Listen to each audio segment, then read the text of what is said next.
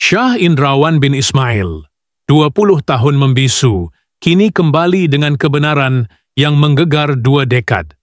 20 tahun yang penuh misteri, dia membisu tanpa satu pun kata penjelasan.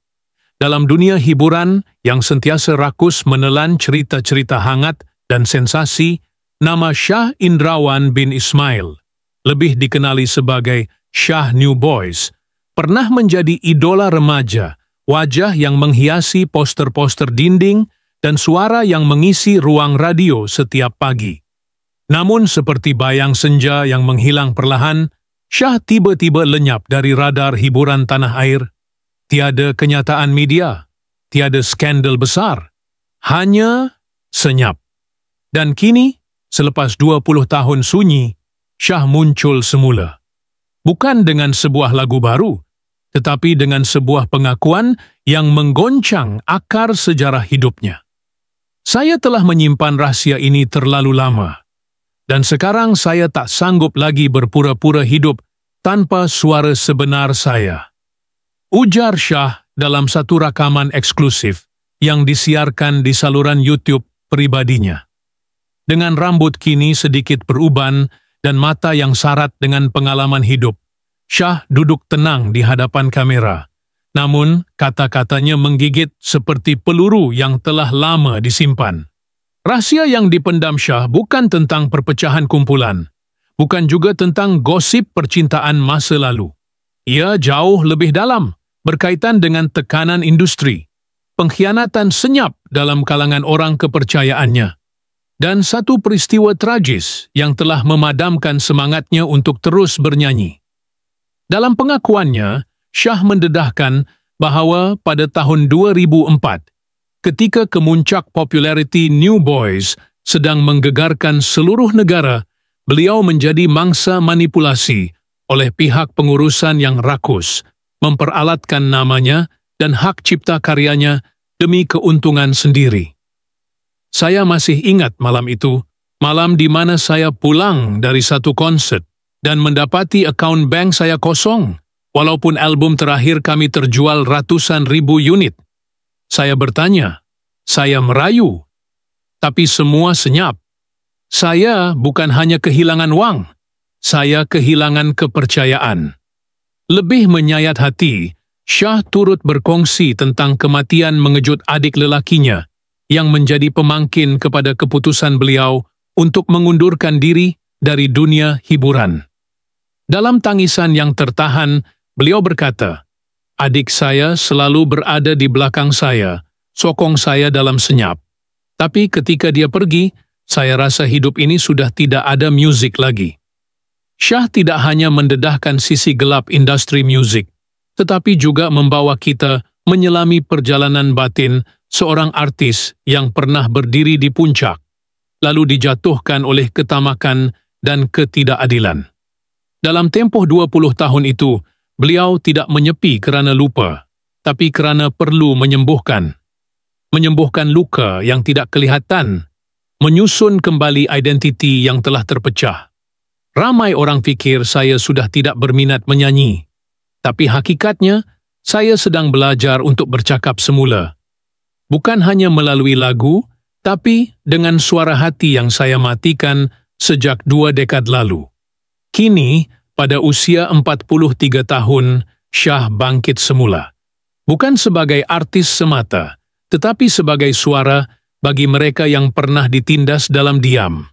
Beliau sedang dalam proses menerbitkan sebuah memoir, bertajuk Suara yang Pernah Hilang, yang bakal menceritakan secara menyeluruh perjalanan pribadinya, dari kegemilangan New Boys, kejatuhan mendadak, hingga perjuangan mental yang dilalui selepas berundur. Apa yang menarik, kemunculan semula Shah bukan sekadar untuk mengenang masa silam, tetapi untuk membuka ruang dialog tentang kesihatan mental dalam industri hiburan. Beliau kini aktif dalam beberapa forum bersama bekas artis lain yang turut melalui tekanan serupa, membawa mesej bahawa diam bukan bererti lemah, dan kembali bukan bererti mencari simpati, tetapi sebuah keberanian untuk memulihkan martabat. Saya tahu bukan semua orang akan faham mengapa saya memilih untuk diam selama ini. Tapi saya tidak lagi mahu hidup dalam ketakutan. Saya mahu anak-anak muda tahu suara mereka penting. Jangan biar sesiapa pun rampasnya, tegas Shah. Sebelum mengakhiri rakaman dengan satu senyuman kecil, seolah-olah beban 2 dekad akhirnya mulai terangkat dari pundaknya. Apa yang akan terjadi selepas ini? Adakah Shah akan kembali ke pentas? Atau adakah pengakuannya hanya permulaan kepada pendedahan yang lebih besar tentang dunia hiburan tanah air? Apapun jawapannya, satu perkara pasti, diam 20 tahun. Shah bukan sekadar menghilang. Ia adalah proses menuju kebenaran. Dan kini kebenaran itu telah bangkit dengan suara yang tak boleh lagi diabaikan. Bahagian kedua, di sebalik cahaya pentas, luka yang tak terlihat. Tahun 1999, ketika nama New Boys pertama kali meledak dengan lagu Sejarah Mungkin Berulang, 4 anak muda dari Johor Bahru menjadi kegilaan remaja seantero negara.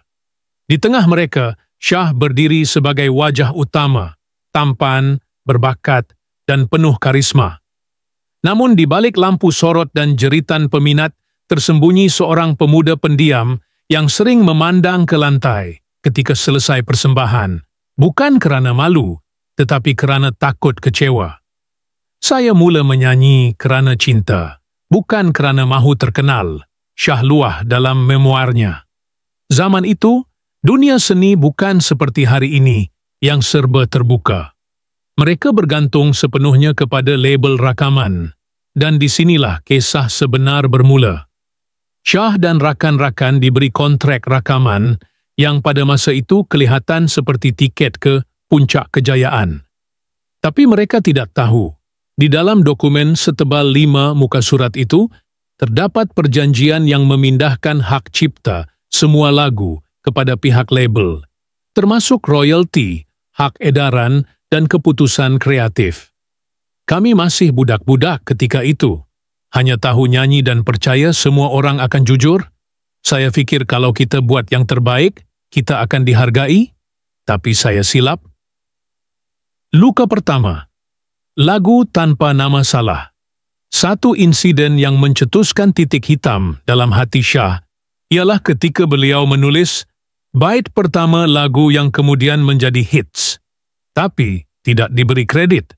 Saya masih ingat, duduk di bilik sewa kecil di Ceras, saya tulis lirik lagu itu sambil menangis. Ia tentang seseorang yang saya cinta, tapi tak berani luahkan.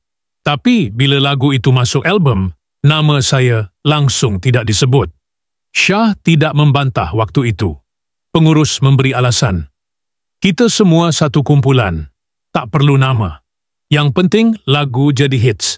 Tapi dalam diam, hati Shah pecah. Dari seorang pemimpi, beliau berubah menjadi seorang penyanyi robotik, menyanyi tanpa rasa. Luka kedua, bayang hitam di balik populariti.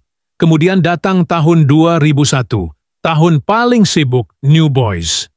Persembahan hampir setiap malam. Penggambaran music video, rakaman, temu bual, promosi radio. Waktu tidur tidak lebih 3 jam sehari. Pada luarannya, mereka kelihatan bahagia. Tetapi di belakang pentas, Shah mula mengalami serangan panik.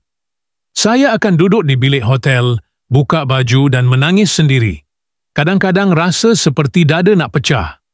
Tapi saya tetap bangun esok dan senyum depan kamera. Shah tidak pernah menceritakan hal itu kepada sesiapa. Malu, takut dianggap lemah. Dan lebih dari itu, dia takut kehilangan satu-satunya tempat berteduh. Kumpulan New Boys. Peristiwa yang mengubah segalanya. Tahun 2004, Shah mendapat panggilan telefon dari kampung. Adik lelakinya terlibat dalam kemalangan motosikal, meninggal di tempat kejadian. Dalam masa beberapa minit, dunia Shah hancur. Ketika dia bergegas pulang ke Johor, pihak pengurusan memintanya kembali ke Kuala Lumpur dalam masa 2 hari kerana persembahan yang dijadualkan. Saya baru ke bumi adik saya, tapi dalam kereta pun saya terpaksa hafal jadual konsert. Waktu itu saya sedar, saya bukan lagi manusia dalam industri ini, saya produk. Selepas itu, Shah mula menjauh. Dia tetap muncul di beberapa program TV, tapi pandangan matanya kosong. Senyumannya plastik. Dan akhirnya, dia berhenti. 2 dekad dalam senyap. Selama 20 tahun, Shah hidup seperti bayang-bayang. Pindah ke utara tanah air, bekerja sebagai pereka grafik sambilan. Tidak ada sesiapa tahu di mana dia tinggal. Tiada media dapat mencungkil keberadaannya. Setiap kali lagu New Boys diputarkan semula di radio, dia hanya mematikan bunyi. Bukan kerana benci, tapi kerana terlalu sakit untuk mendengar masa lalu. Dalam tempoh itu, dia menulis ratusan halaman diari, membentuk manuskrip yang kini bakal menjadi memoir. Di dalamnya ada potret-potret lama, nota muzik, dan surat-surat yang tidak pernah dihantar, termasuk satu surat terakhir ditujukan kepada mendiang adiknya. Saya janji suatu hari nanti saya akan menyanyi semula, untuk abang dan untuk semua yang pernah saya diamkan. Misteri belum terjawab. Namun ada satu bahagian dalam cerita Shah yang masih kabur, tentang individu yang beliau hanya gelar sebagai S, seorang yang kononnya pernah menjadi mentor dan pelindung, tetapi kemudian mengkhianati kepercayaan Shah dengan menjual hak milik lagu secara diam-diam. Siapakah S. Corner ini? Apakah dia masih aktif dalam industri? Dan apakah benar dakwaan Shah bahawa beberapa lagu New Boys yang meletup sebenarnya berasal dari buku nota peribadi Shah, yang hilang secara misteri pada tahun 2003?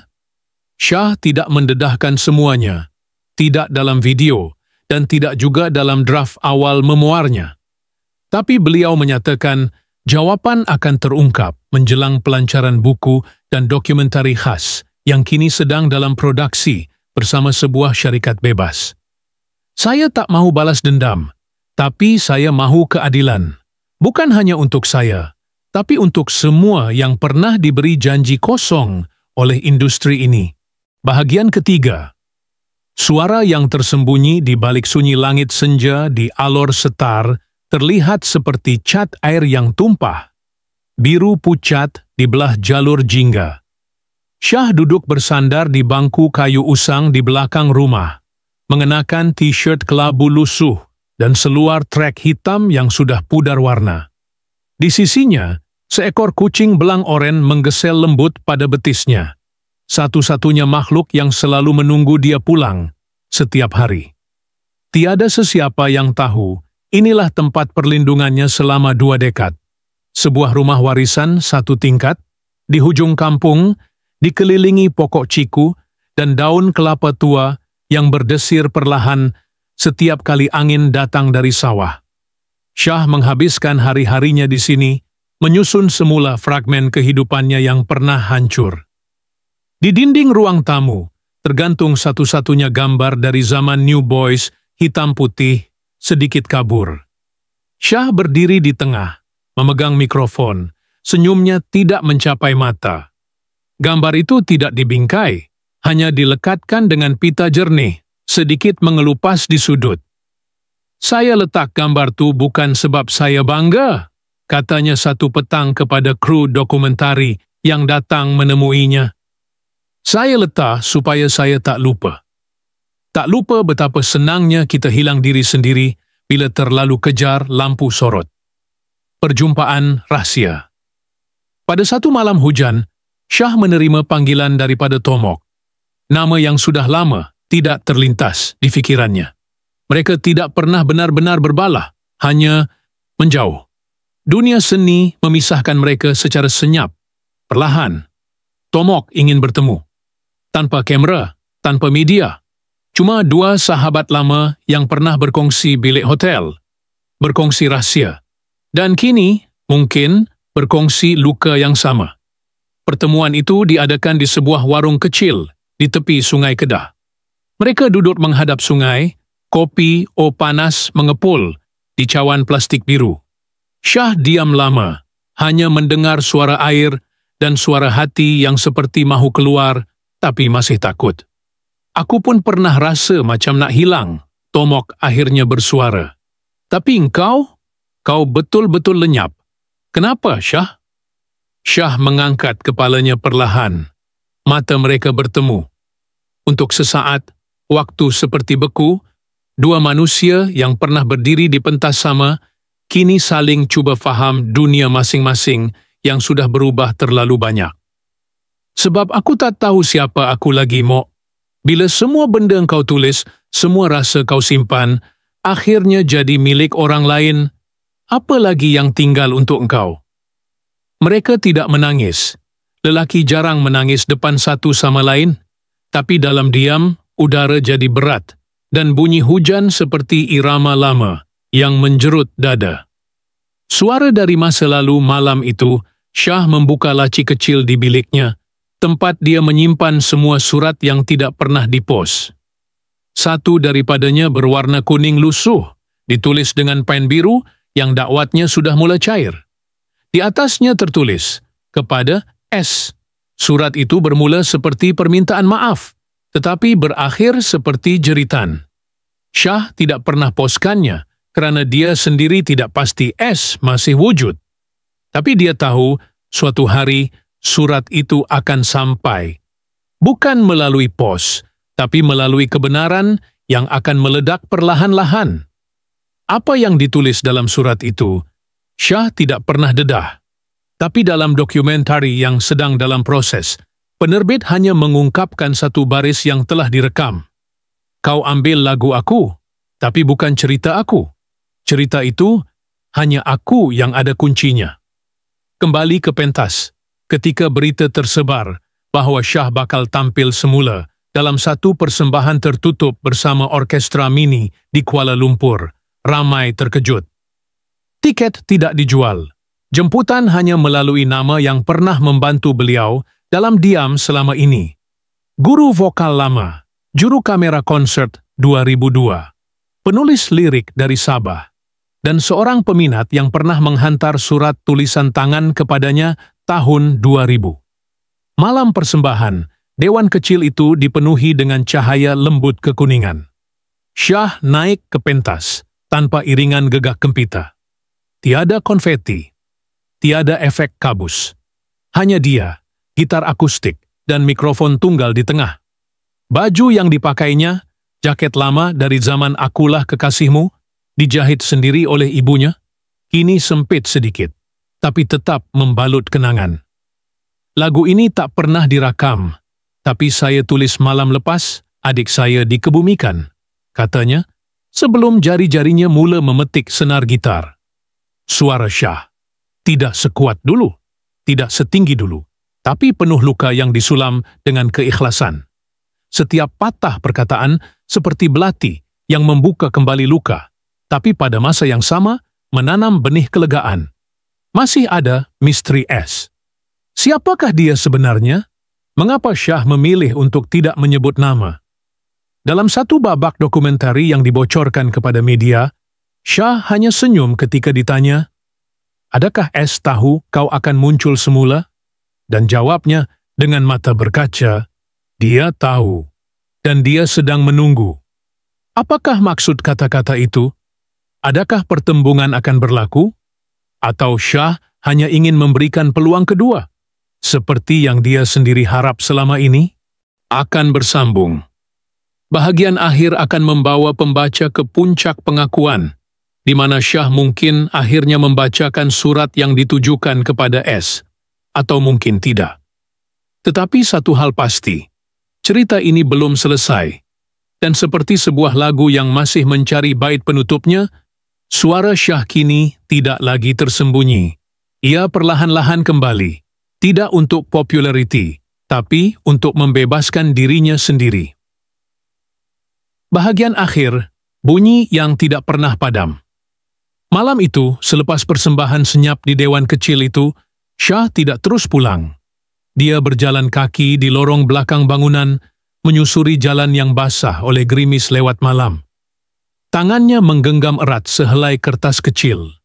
Bukan lirik lagu, bukan tiket atau skrip. Cuman cebisan nota dengan tulisan tangan ringkas. Satu hari nanti, kau akan tahu kenapa aku pergi. Kertas itu telah berlipat 1000 kali. Warnanya sudah pudar, dakwatnya kian samar. Namun setiap kali disentuh, Syah merasakan seperti jantungnya berdegup dari luar. Langkahnya berhenti di sebuah bangku besi tua, di bawah lampu jalan yang berkelip lemah. Tempat yang entah kenapa mengingatkannya pada sesuatu, atau seseorang. Suasana sunyi. Hanya bunyi air menitis dari talang bumbung dan angin yang mengusik rambutnya. Syah duduk perlahan, menunduk, dan membiarkan pikirannya hanyut. Adakah dia benar-benar kembali? Atau ini hanya satu percobaan untuk mencari versi lama dirinya yang sudah lama mati? Dia tidak tahu, dan mungkin dia tidak akan pernah tahu. Di rumah, rakaman persembahan malam itu disimpan dalam cakra keras. Belum disunting, belum dipertontonkan. Cuma berdetik di situ, menanti. Seperti waktu yang enggan bergerak ke hadapan. Seperti cerita yang berhenti di tengah babak. Di dalam bilik tidur, surat kepada S masih di dalam laci, tidak pernah terbuka. Di atasnya, kini ada sebatang pen hitam baru, dan sekeping foto lama, gambar 2 remaja tersenyum di belakang pentas, berbaju t-shirt putih dengan logo Konser Jelajah Selatan 2001. Ada sesuatu dalam gambar itu, cara Syah memandang orang di sebelahnya, cara tangan mereka hampir bersentuhan. Ada sesuatu, tetapi tidak cukup jelas, tidak cukup terang, seolah-olah masa itu sendiri enggan memberi jawaban penuh. Tomok pernah bertanya padanya, suatu hari, kalau kau diberi peluang nyanyi satu lagu terakhir sebelum semua tamat, kau akan pilih lagu apa? Syah diam lama sebelum menjawab, aku tak pilih lagu, aku pilih diam. Dan memang benar, sejak malam persembahan itu, dia belum nyanyi lagi. Tiada kenyataan akhbar, tiada penampilan susulan. Wartawan yang menunggu di depan rumahnya akhirnya pulang, hanya dapat menangkap gambar kucing belang oren di tingkap. Beberapa minggu kemudian, ada yang mendakwa melihat Syah duduk di bangku luar sebuah masjid kecil di Terengganu, memandang laut. Seorang budak lelaki mendekatinya, katanya, "Pak Cik ni macam penyanyi dulu-dulu." Syah hanya senyum dan berkata, "Dulu, mungkin." Cerita-cerita tentangnya kembali menjadi kabur, seperti kabus subuh yang membalut gunung. Ada yang percaya dia merancang album solo baru. Ada yang kata dia masuk tasawuf.